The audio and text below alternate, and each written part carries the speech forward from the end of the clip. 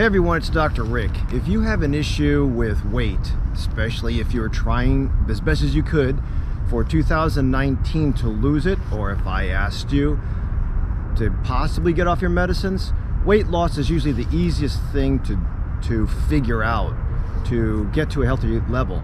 If you think about the number one reason most doctor offices or emergency rooms are full or crowded, it's because of high blood pressure, cholesterol, diabetes. So those things are usually associated with weight. There's a couple other things that lead to that too, but the biggest thing you can do to impact it is not going to the doctor's office and getting medicines for all three things, but the biggest thing you can do is lifestyle change.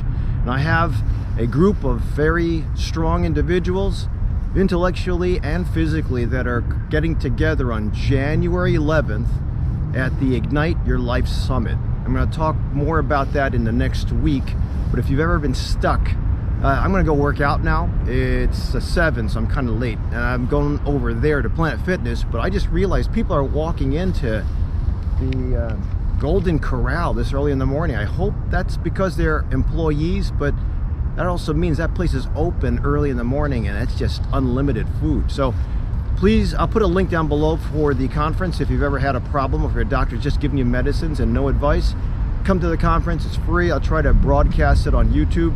Otherwise, today I have a office party, or a Christmas party. I'm going to try to do something with regards to intermittent fasting.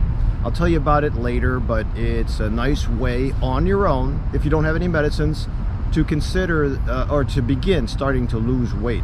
It's really easy. You should still be exercising like me anyway. I'm going to do 20 to 30 minutes today. If you're going to try to make it from 8 or 9 in the morning till 5 at night, and you're not used to intermittent fasting, it's going to be really painful because your brain is probably always asking for glucose. And when you get the hunger pangs or those growling stomach symptoms, you'll probably initiate or trigger this feeling that, oh, I'm starving. And if you have some, say, glucose or glycogen stored in the muscle and in the liver from the day before, which you will, you'll usually be able to use that as your fuel source. And the liver, obviously the muscle uses it for its supply, uses the glycogen and glucose in the muscle tissue for its supply. The liver will use or break down the glycogen, which is essentially a packaging system for glucose, and glucose is the energy. It'll break it down and send it everywhere to take care of hormones and digestion and brain neurological impulses. So your body still needs to, even if you're sitting down or lying down, your tissues, brain tissue, digestive tissue, hormonal tissue, glandular tissue, it all still works. So it demands fuel. And again, you'll have a certain amount of fuel reserved. Muscle, liver. Now, when you run out of that fuel, when you run out of glycogen or near the bottom of your tank, so to speak, you might start to get hungry, because the tank, meaning the muscles or the liver, will start to tell the brain, okay, we're running on empty, it's about done. And it's supposed to be, without getting into the mechanisms of it, supposed to be triggered to also switch over to a fat fuel source. The thing is, if you're not what's called fat adapted, when you initiate this waiting period before Christmas dinner, your tissues will kind of stutter because they're not used to grabbing fat and digesting that as its energy source. So that's where everybody gets irritated, dizzy, palpitations, sweaty, really bad headaches. Those are withdrawal symptoms. That's usually tolerated by most people, but there are a few, especially if you have a little bit of a medical issue, high blood pressure, diabetes, pre-diabetes, cholesterol issues, and you're on medicines, you can tank fast. So when you initiate, not to get off the topic of intermittent fasting, but when you initiate, say, a ketosis attempt to have the body taste ketosis, it sometimes takes up to I'd say 6 to 8 weeks to have the body become efficient at taking fuel out of your tummy. That's the visceral fat, digesting it and using that as energy. Because there's another pathway. It's a different pathway. Think of it as electric, like my hybrid. Electric switching over to gasoline.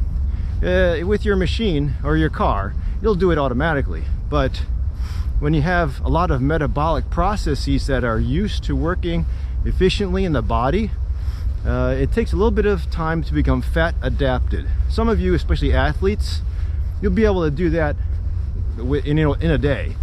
But if all of you, or most of you watching this, are used to glucose as your fuel source and don't really touch fat burning, or you don't exercise, it's going to be painful. So be easy with yourselves.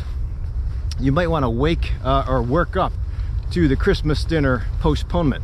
So what I'm going to try to do today, and I'll take you through the journey, is it's about 9 o'clock in the morning.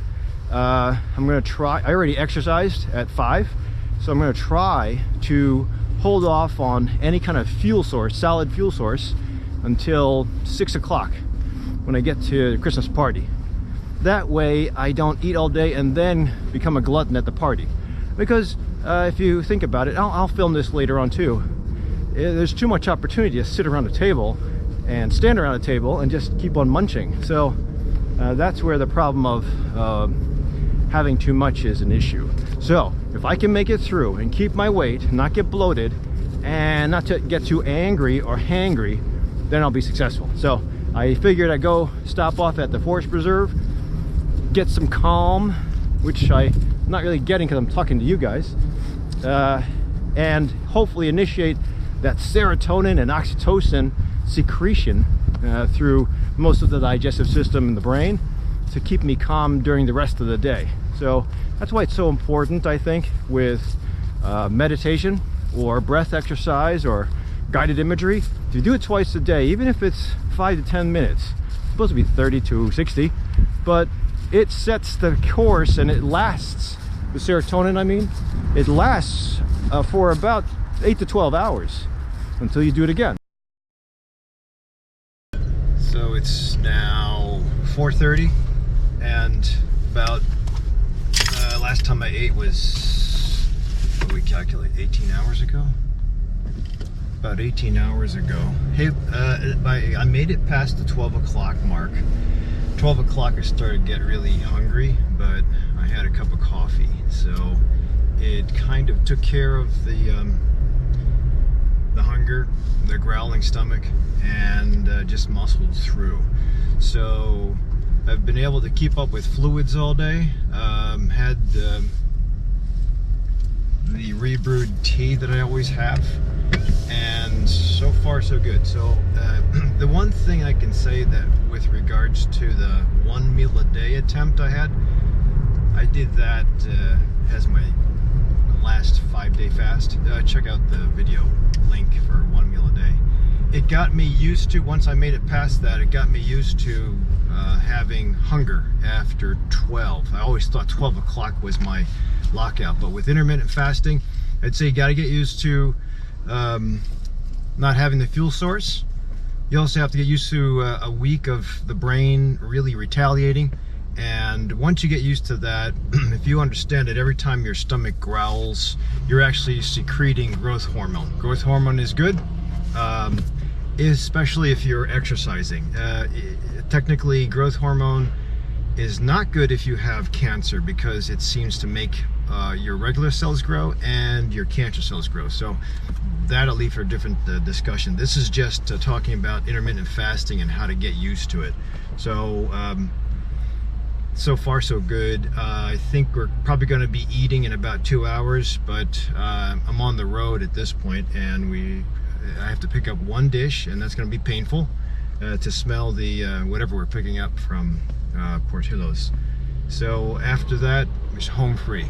So the other thing I suggest is that once I start eating, when I touch back, this is protein, and it's mostly this. So this is my vegan protein. What I would do first when you start to engorge with food or indulge would be hit the protein first. Lou Arona from New York did a nice study where if you divide the macronutrients on your plate, if you hit protein first, then fat, then carbohydrate, which is a no-no if you're in the Mediterranean diet, to divide your plate up. But if you do that, then you don't start an insulin response. So in about 2 hours, I'll start eating again. If I can control the insulin response, then we're cool. And I was in Portillo's. I started getting dizzy. I'm not dehydrated, but whew, I am running on empty. So I talked about a tank earlier. My tank's empty. I gotta get something soon. I just got to the area where we're having, or the house where we're having Christmas dinner, and I haven't eaten anything for 23 hours. Portillo's was tough because I was hungry going in, and it also brought back a lot of memories because I used to eat at Portillo's all the time, but I haven't been there in like a year. So after I moved away from the restaurant with the takeout that we got, I brought it here for serving. It was a lot easier. I think distracting your mind is very important, and then having a calming practice is also very important. Thus the reason why I went out to nature therapy this morning. So if I was going to suggest how to get into intermittent fasting, I wouldn't suggest doing this. Stopping eating or not eating anything for 23 hours that's almost like a 1 meal a day thing. Again, I have to praise the guys who do 1 meal a day. I think it works as far as giving you some encouragement and enthusiasm that you can do it, because a lot of us, when we don't eat on time, the growling that we get, your mom and dad always told you, if your stomach is growling, go eat. And I think we get a lot of that now because of the chemicals or the way the food is processed. It's processed to taste real good, but it's also processed to have a really high insulin spike. When you have a high insulin spike, you're going to have a high insulin dump. Then they're going to shoot for more, or going to be hungry for more food quicker than you usually will. So I think there's value to the old-fashioned, just eat 3 times a day, don't spoil your appetite, don't eat before dinner. All those things are important. Don't eat 2 hours before you sleep. I think the old rules are important, but because of the scheduling nowadays, third shifting nowadays, it's contorted. So you have to be careful. And then you also have to be careful because of the food products that are out there. So you also have to be careful because of the beverages that are out there. A lot of the beverages have just as many calories as a whole meal in some cases. So for example, if a meal is supposed to be 500 calories and 3 times a day, 1500 calories in a day, that's cool. But when you have a cafe, mocha, latte, whatever it is, last time I checked, one of those things is worth 500 calories just in your drink. And that's a pre-breakfast drink. So technically you've had 4 meals. So you have to be careful, bottom line. And if you're struggling and you're thinking about intermittent fasting, I'd suggest that you just know your time frame for eating. It's, for example, if you usually eat dinner at 6 and then usually breakfast at 6 a.m., that's fine. It's a 12-hour window, but stick to it. Don't have a snack at 8 p.m. Don't have a little mint, because that'll also trigger the insulin response. I'll do a video on insulin. I have actually done a video on insulin resistance, so check it out. But stick to your guns. And I'm not saying be abstinent, but just know that you're not supposed to eat after a certain time. So what I did was if you check out the work of Jason Fung, he's the one who started the Obesity Code. It's his book, but he was a big proponent to intermittent fasting. He still is. But if you are, I'll tell you the easiest way to start out. Eat your last meal, which is dinner time, and keep it at 8 p.m. at the latest. And don't eat anything until breakfast. Be really good with that. Don't eat anything until breakfast. Make breakfast 8 or 9. That means you have fasted for 12 hours. That's cool. If you can get by, that's good. Congratulate yourself. Maybe after about a week, and it's going to be painful for some. You'll have a little bit of withdrawal. You're going to have a little bit of hunger pangs or growling stomach, and that's normal. When you have a growling stomach, you have growth hormone, which is good. I mentioned that already. But after you get used to that and you know you can make it, maybe just have a coffee. No cream, no sugar, just coffee black, maybe tea. That won't turn on an insulin response. But if you do that for about a week to 2 weeks, push it back further till like if your last meal is 8, push it back to 10 p.m. as far as your first meal, first bit of fuel, and then do that for about a week. Then after that, set your progress to 12 noon. So that means you don't eat anything from 8 p.m. until 12 noon, and that is a success. That's true intermittent fasting. I bet you at that point in time, the hunger that you'll experience will tell you that you have growth hormone being secreted, will also tell you that your insulin level is low. When your insulin level is low, usually what's going to happen is the brain, the body, every cell is going to start to digest or call on beta hydroxybutyrate, call on the fat depot to start liberating its fuel, and that's when you start to melt away. It's not going to be overnight. You're not going to lose 5 inches off your waist overnight, but it will be the empowerment you need to maintain that for a while. And then as I mentioned in my other video on cancer and nutrition, press, pulse, if you just keep that up for a while and then you hit heavy with a big detox, like a 1 meal a day thing or a fasting mimicking diet for 5 days, once every 3 months perhaps. I do it every month. Then you'll really reset your metabolism so that, number one, you won't have any craving. Like I got through today because I wanted to do a video for you guys, and I wanted to be able to indulge with the food that's here today. I can't do this all the time, and I don't expect you guys to do this all the time. There is one caveat. If you have gallstones, this can open you up to gallstones, so be careful. But if you're trying to avoid the 2 to 3 pound weight gain for Christmas, or at least for every, how many parties do we have? Probably 3 or 4 parties for Christmas.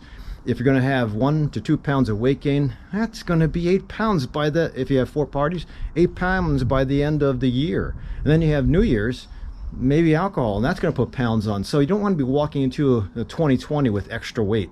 So that's why I'd say if you're going to indulge like I am now, I think I can, I deserve it, and I won't be guilty. If you're going to indulge, pay it beforehand instead of try to chase it afterward. So this is going to be the protein hit, and then once I have the protein, I'll probably lose my appetite just from the protein, but I'll at least be able to indulge in some of the food inside. So and everybody's already partying, so I have to go in. So hopefully this gives you a little bit of an idea about the positives of intermittent fasting.